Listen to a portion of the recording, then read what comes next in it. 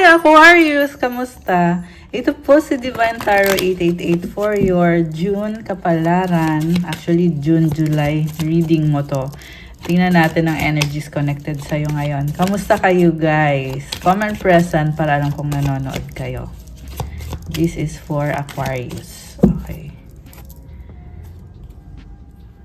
So, festive yung ating design ng table ngayon kasi nag-celebrate kasi ako ng 6 years anniversary dito sa YouTube.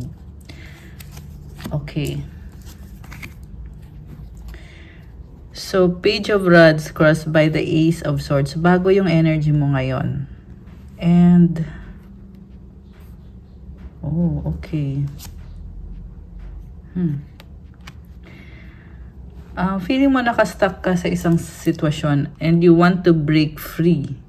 Gusto mong lumaya. Anong nangyari sa past? Kasi malungkot ka dito. May nangyari na down ka or na-depress ka, nasaktan ka. Okay? Pero ngayon sa current, bagong-bago yung energy mo. You have a new beginning, bagong simula. Yun nga lang, kasi bagong simula to, mukhang kailangan mong i-cut off yung mga tao sa paligid mo para makapag-focus ka sa sarili mo. So, para naman yan sa ikakabuti mo. Yan yung nakikita ko dito. And at the same time, you want to take care of yourself, your emotions. So, yung negative lang dito na nakikita ko kasi na-overwhelm ka ng emosyon mo. Kailangan mong kumalma. Okay? Malaking bagay yung meditation para maalis mo yung energy na yan. So, I feel like kailangan mong mag-focus sa kung ano talaga yung kailangan mong gawin sa ngayon. Kasi, bagong simula to eh. Ibig sabihin kasi pag bago, syempre mahirap kasi kailangan mong mag-adjust at marami kang dapat pag-aralan or matutunan. So, andito yung 8 of Swords. Para kang nakastuck kasi feeling mo wala kang magagawa sa sitwasyon or nahihirapan ka sa sitwasyon mo ngayon. Pero, this is also the energy na masyado mong ino-overanalyze at nasa isip mo lang yon yung energy na yon. Ibig sabihin, may paraan. Okay? May paraan, ibang paraan. Nag-experiment ka pa lang sa bagong simula na to, pero nakikita ko sobrang motivated ka. So, pagpatuloy mo yan. Kung maswerte ka naman ngayon eh. Tingnan natin Oh, okay. So, sa bottom of the deck, oh wow, the Lovers. Ayan, ito yun, the Lovers. It's a decision na ginawa mo. It could be a decision in love. So, decision, meron kang pinipiling person. Okay. Yeah, the Lovers, may person from the past and may current person. So, yung nasa past, iniwanan mo na at andito ka na ngayon with the new person. Tingnan natin. Supportive energy. 5 of Wands, the Devil, the World, and the 3 of Wands. Conflict. Maraming tao sa paligid mo at naguguluhan ka. Pero nakikita ko, inaayos mo kasi yung sarili mo, walang makakapigil sa'yo. Meron dito workaholic with this the Devil card. So, ibig sabihin talagang nakafocus ka sa mga gusto mong ma-achieve sa buhay mo. Mga personal goals mo. So, yeah, yun nga lang maraming tao sa paligid mo. And like I said, merong conflict. May travel ka din dito with the World card. This is also an ending and a new beginning. So, merong pabalik-balik na travel or may dalawang sitwasyon na hinahandle mo or minamanage mo ngayon. Okay. So, tingnan natin yung sa person naman nakadeal ni Aquarius ngayon. Okay. Ano bang intention sa'yo or ano mga energies ang connected dito sa person na ito at sa'yo. Nga pala, like po ng video. Okay, tingnan natin.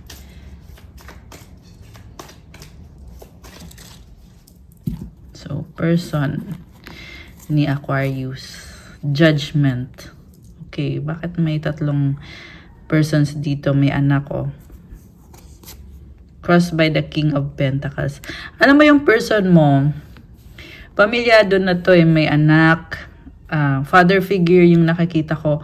Nakastuck siya sa sitwasyon kasi ginajudge siya or ayaw niya na may masabing hindi maganda tungkol sa kanya. Pwede yung family nung person or yung in-laws niya kung ikinasal man to sa iba. So, nakikita ko, yung person na to, andyan siya palagi para sa'yo. Yung nga lang, ibang usapan pa yung loyalty niya, yung feelings niya, yung pagiging faithful niya sa'yo. Gusto ka niya talaga, oo, pero kasi may nakikita kong other person eh. Ayan. So, may third party situation. We have the Five of Pentacles. Alam mo, sobra naman yung panghihinayang niya dito. And the Five of Cups. So, malungkot siya actually. Mukhang yung separation na nangyari sa inyo, hindi pa siya nakaka-move on. Hindi pa niya naalis sa isip niya, sa sistema niya. And gusto niyang ayusin ito ngayon. So, it doesn't matter kung matagal na kayo hindi nagkita or nag-usap, kung taon na, dekada na. Pero yan kasi yung nararamdaman ngayon itong person na to. Sugatan pa rin siya. Pero I feel like hindi gaanong matagal to. Pwedeng 5 years, 5 months. Okay, pwede din ganun kahaba yung relationship nyo. Kaya ganun.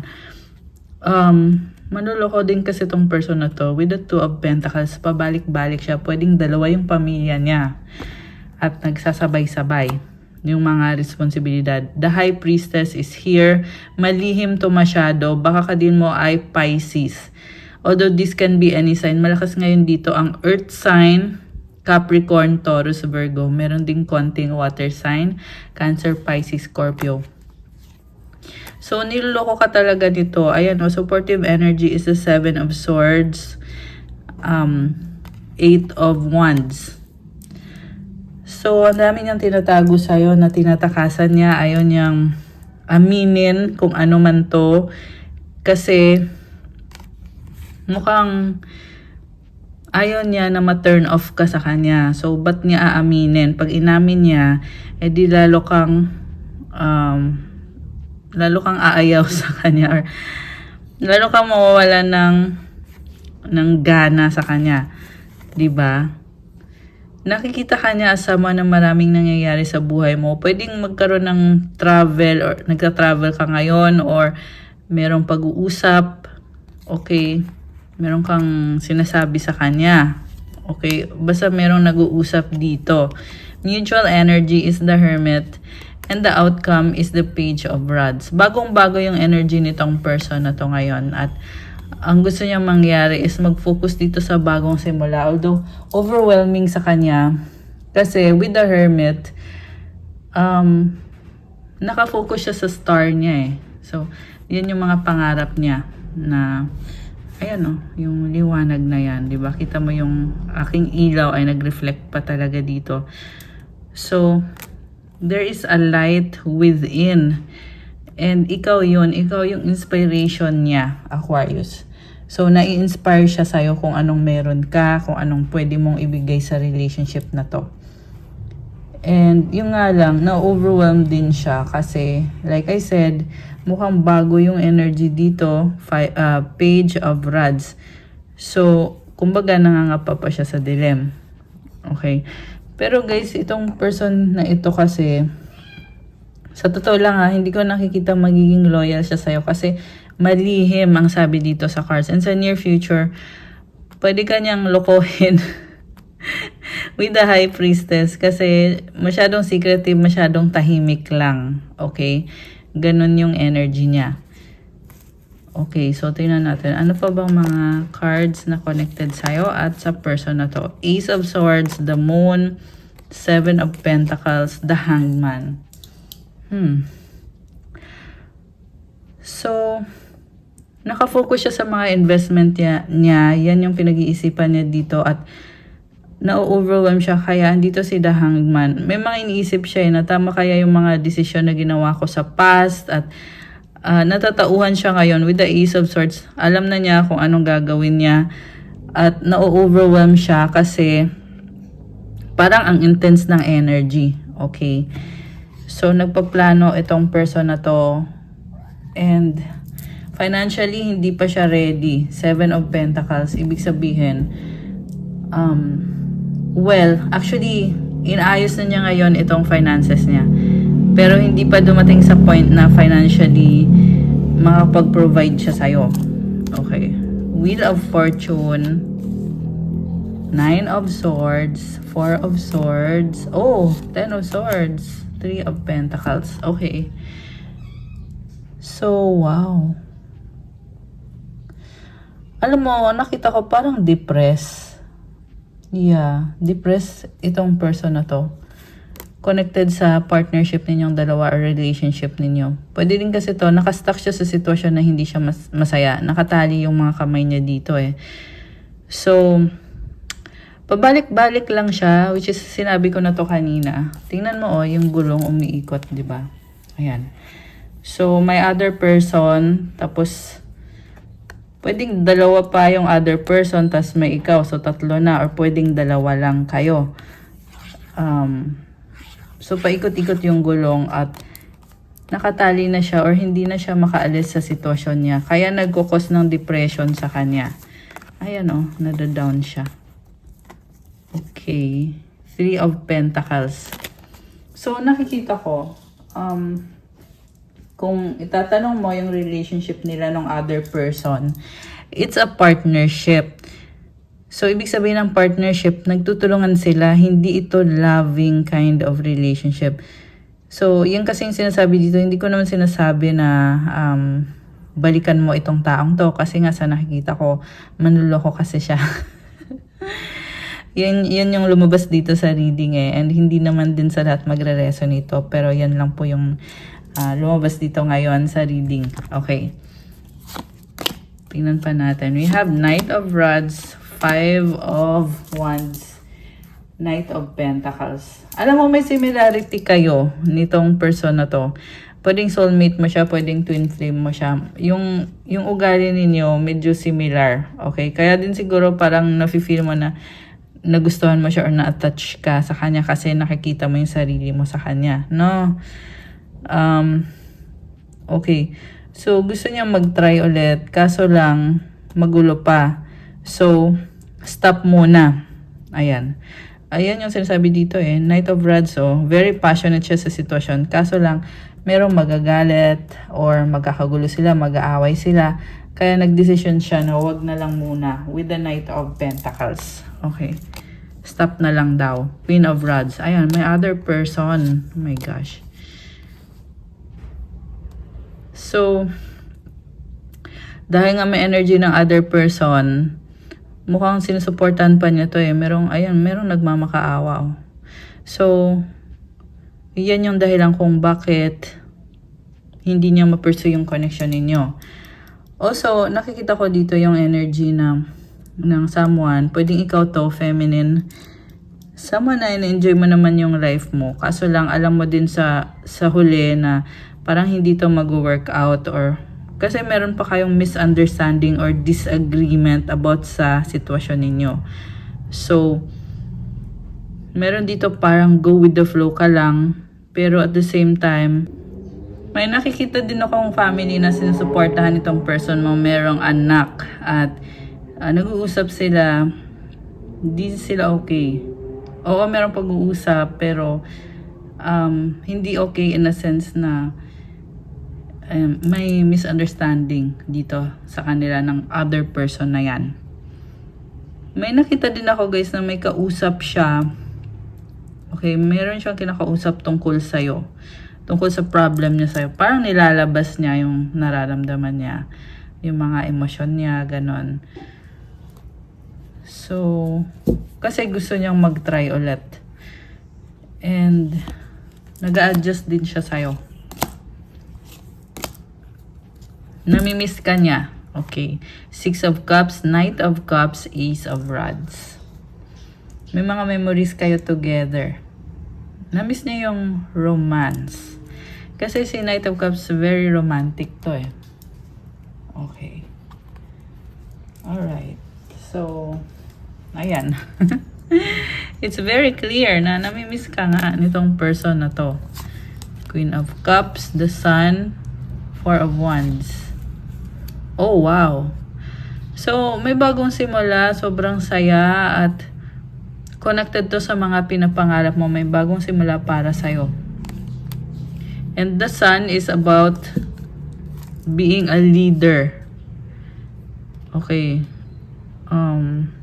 Yung nga lang may person dito na medyo controlling. Okay. 10 of Wands and the 2 of Cups. Pero, ang ganda kasi ng energy mo dito eh. Ayun o, Queen of Cups, the Sun, 4 of Wands, Ace of Cups. Very positive. Sa bagong simula na to, marami kang na-overcome na mga obstacles. Parang ikaw itong lotus na sa dinami-dami ng pinagdaanan mo, nagbo-bloom ka at overflowing yung mga blessings. So, you have inner peace. Andito yung white na ibon. At actually, angel mo to eh. Yung tingnan mo yung wings niya o angel wings. Tapos, merong liwanag talaga sa loob mo. So, yan yung blessing para sa'yo ngayon, Aquarius. And I just saw 222 on the screen. Okay. Sobrang nakakatawa naman to. Merong energy ng stability, balance, harmony, and may mga person dito na talaga nagmamahal, sumusuporta sa'yo, mukhang family mo, friends mo. And, okay, masaya. Nakakatawa. 4 of Cups and the 10 of Pentacles. Okay. Something about money na hinihintay mo. Okay, ano nangyari dito? Parang hindi ka masaya. Ending the Fool and the 6 of Swords. Okay. Okay. So, kung nagkaroon ka ng problems, move on lang. Huwag kang magstay dyan sa sitwasyon na yan na hindi nag-workout para sa'yo. Kailangan mo yung bitawan at you need to move forward. With the 6 of Swords, you are moving towards calmer waters. Mas magiging magaan. Samantala may nakita din akong person na merong relationship na nag-e-end at iiwanan. Okay. Grabe. Parang napaka-dramatic, napaka-emotional. Kasi merong relationship na mag-e-end at iiwanan yan nitong person na to. Iiwanan niya yung lugar, yung sitwasyon, yung tao. Grabe. Nakita ko dito parang lost siya kasi gusto niya maging masaya sa buhay niya. Kaso lang napunta siya sa sitwasyon na hindi masaya yung puso niya. Marami din siyang pangarap na gustong marating sa buhay niya. Malakas ang energy ng Scorpio. Tsaka water sign, Cancer, Pisces, Scorpio. Although kahit anong sign naman to guys. Okay. So, yeah, kung tutusin, nagtatry naman siya na maging masaya. Yun ang gusto niya mangyari. Kaso lang, ganun yung sitwasyon niya eh. The Chariot, 4 of Pentacles, 2 of Wands. Merong nagtatravel, binabalanse, maingat, at parang itong travel na to, successful naman kaso lang sobrang maingat. Mabagal din. Okay. King of Swords, 3 of Swords, King of Rods, the Emperor is here sa bottom of the deck. Okay.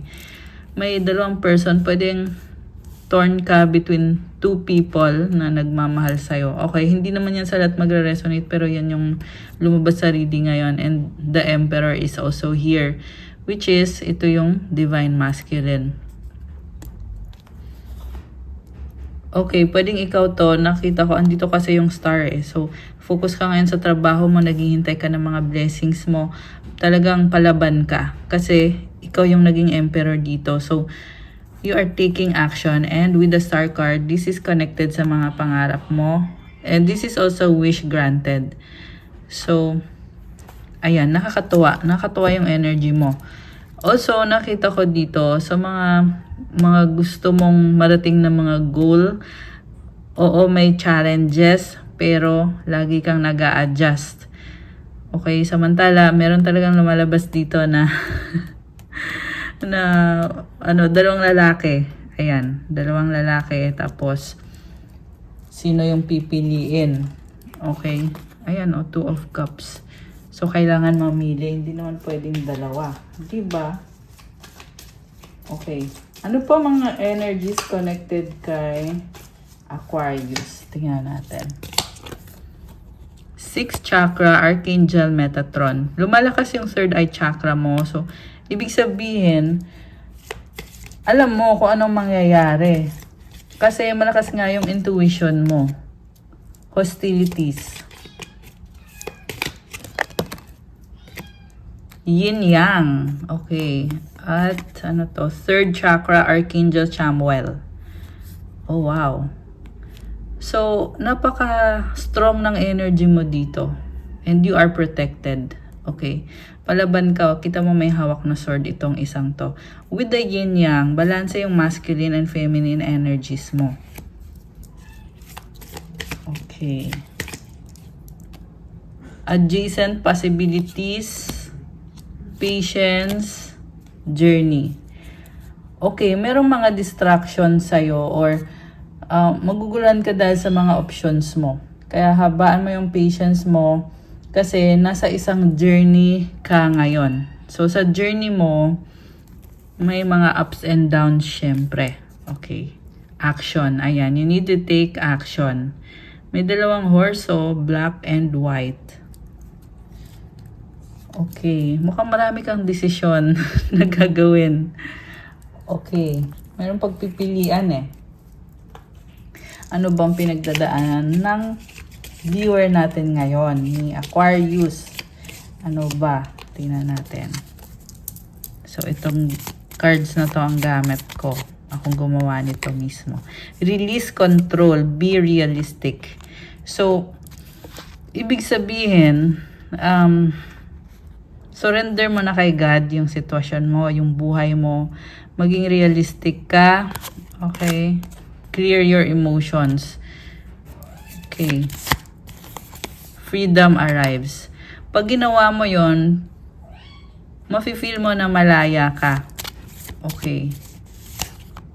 So, let go. Strength. Ayan, you are strong. And I saw 444 angel numbers. Oh, love.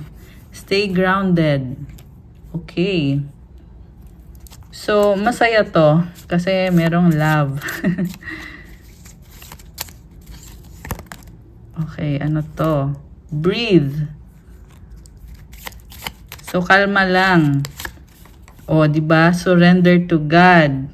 Strong ka naman eh. Release the past. Transform. So, transmute your energy. Begin again. Ayan.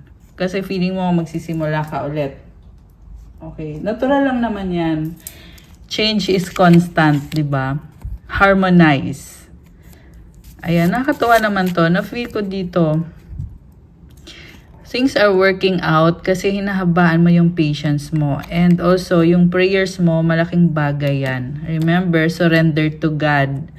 So, kailangan i-remind mo sarili mo lagi na i-enjoy mo lang yung life mo. Kasi the more na ini-enjoy mo yan, the more na gumagaan. Kasi tinutulungan ka ni God. Okay. Ayan, believe, maniwala ka. Wow naman, I love this. So, the more na ikaw ay naniniwala, the more din na nagkakatotoo. Ayan. Inner peace, passion. Wow naman. Okay. I love your energies. Kuha tayo ng sagot sa wish nyo. Okay. So, bago yung sagot sa wish, tingnan natin anong paparating. Anong paparating? Gamit itong Cosmic Insights Oracle. Mercury retrograde, electronic issues, communication issues, review everything. Ayan guys. So, yeah, paayos nyo na yung mga gadget ninyo. Kasi magkaka-Mercury retrograde. Cycles, fate, karma, something ending, something beginning. So, umiikot-ikot lang yung cycle eh. So, maaring feeling mo ngayong paparating yung Mercury retrograde na yung mga problems dati kailangan mo ulit harapin ngayon, or it's a good time para talagang maayos mo na to. Okay? Kasi it's actually opportunity yan na maayos mo na yung mga hindi mo pa naayos. This could be any problem. Pwedeng domestic or yung mga sa bahay, yung mga pang-araw-araw na kailangan ayusin. Pwede din naman sa relationship. Okay.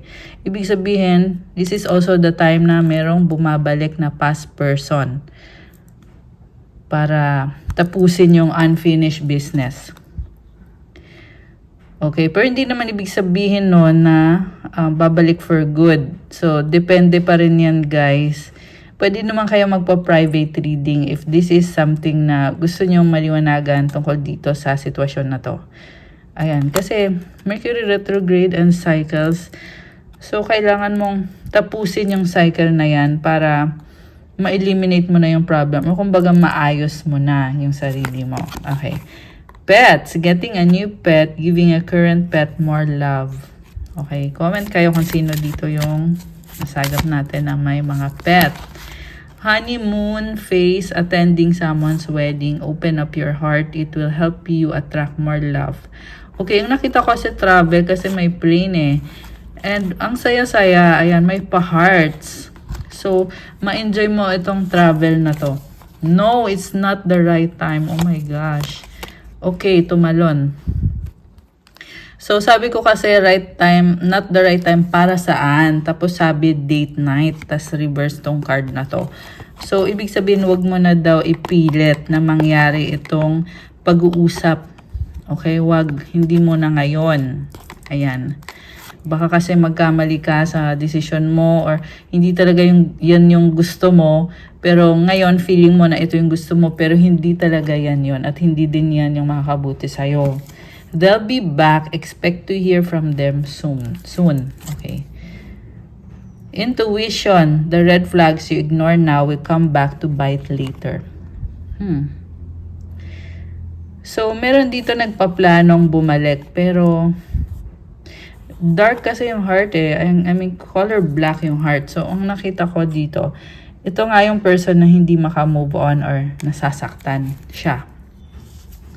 And merong like telepathic na connection dito. So, pinapakiramdaman ka nitong person na to. Ibig sabihin, pregnancy. Someone is expecting. Wow, guys. So, this one is a positive card. Ayan. Vacation. You will be traveling soon. Okay. So, hindi naman to para sa lahat yung pregnancy. Kasi, pwede namang hindi literal na pagbubuntis. But, this could be the energy na maselan ka. Ayan. Kagaya ng buntis. Maselan, di ba? And vacation. So, ayan. Definitely travel yan. Yes, luck is on your side. Wow. So, connected sa pregnancy, yes yung sagot. At sa vacation, yes din. So, I love it. Okay. So, balikan natin yung sagot sa wish mo. Okay. Ano bang sagot? Okay. So, isipin nyo ngayon yung wish nyo, guys. Isipin nyo.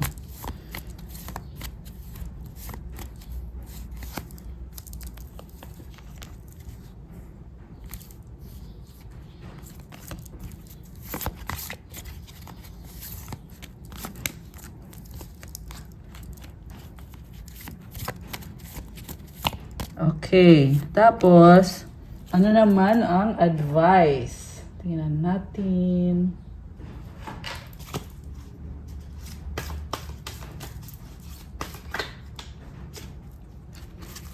Advice.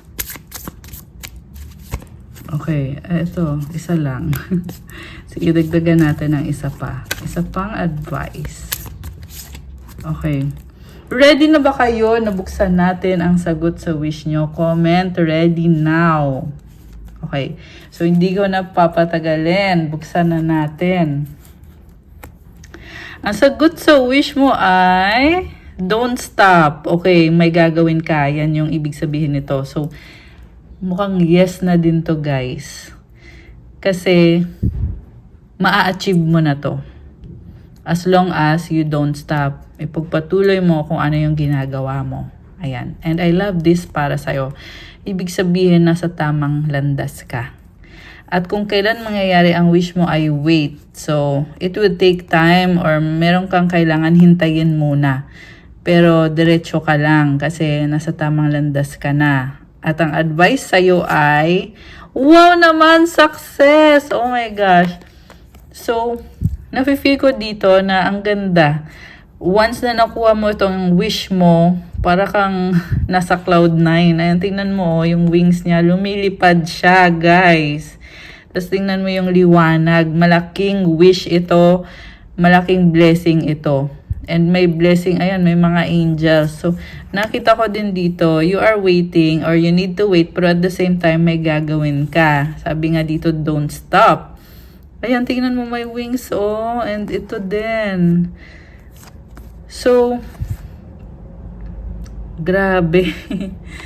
Ayan, so congratulations. Pero, syempre, kailangan mo mag-focus at it will take effort, patience, tiyaga. Ang dami mo pang kailangan asikasuhin. That's what I'm hearing. So, ito yung advice. True love, your wholeness and safety lie within, not from a partner. But this sovereignty actually leads to the deepest intimacy for you to stop using others. Let me stand on my own feet, dear Lord, and know true love. So, ibig sabihin nito, guys, na you have this beautiful energy na hindi mo kailangan ng kahit na sinong tao para maramdaman mo na okay ka, maramdaman mo na kaya mo on your own. Kasi nasa sayo mismo yung power na yan. Yung true love, nasa sayo mismo yan. Ang ganda din ang color ng card. I love it. Tsaka yung flowers. And the last one, aging. I am one with unlimited love beyond all seeming restrictions of age. I'm filled with joy, energy, and beauty. A vessel for the divine Shakti. So, sobrang ganda ng energy mo. Yung iba sa inyo guys nanonood kasi siguro feeling mo may edad ka na or feeling mo tumatanda ka na. Ayan. So, it doesn't matter naman kasi yung energy mo, timeless yan. Kahit na sabihin natin, oo, yung physical na katawan mo, may edad ka, pero yung energy mo dito, sabi dito, you have unlimited love. You are filled with joy and energy and beauty. Grabe. So, nasa sayo na, ikaw na talaga. Ayan. So, that's all for your June and July kapalaran, Aquarius. Please like, comment, subscribe, hit the notification bell kung kailangan nyo ng gabay, kung nag-resonate kayo at kailangan nyo ng one-on-one session. Pwede kayo magpa-private reading through video call. Message nyo ako through Viber or WhatsApp. Nasa description box po yung contact details. Gusto ko mag-thank you sa inyo guys kasi I'm celebrating my 6 years anniversary here in YouTube. So, thank you so much, Aquarius, for being part of my YouTube channel. Sa panonood, paglalike ng mga video, pag-share, at kung nakasali man kayo sa aking paraffle nung nakaraan, thank you so much sa pagsali. Kasi nag-live po tayo nung celebration ng aking 6 years anniversary. At yan, namili tayo ng 6 na winner na nanalo ng libreng private reading. So, ayan, congratulations ulit sa mga nanalo. So, also guys, gusto ko i-promote yung aking social media. Bisitahin nyo po yung Instagram ko. Nakapost doon yung mga crystal bracelets na magagamit nyo. Tutulong sa'yo para gumanda yung energy mo, gumanda yung aura mo to attract love, attract money. Marami at iba-iba po yung benefits. At yeah, pag meron ka kasing crystal, tinutulungan ka sa mga manifestation mo. So, ayan. Also, follow my Facebook accounts, yung Pinoy Angel Tarot, yung dati pa, tsaka yung bagong Facebook, yung Divine Tarot 888. Thank you again, Aquarius. I love you guys. Have a good day. God bless you all. Stay safe and see you again soon. Bye!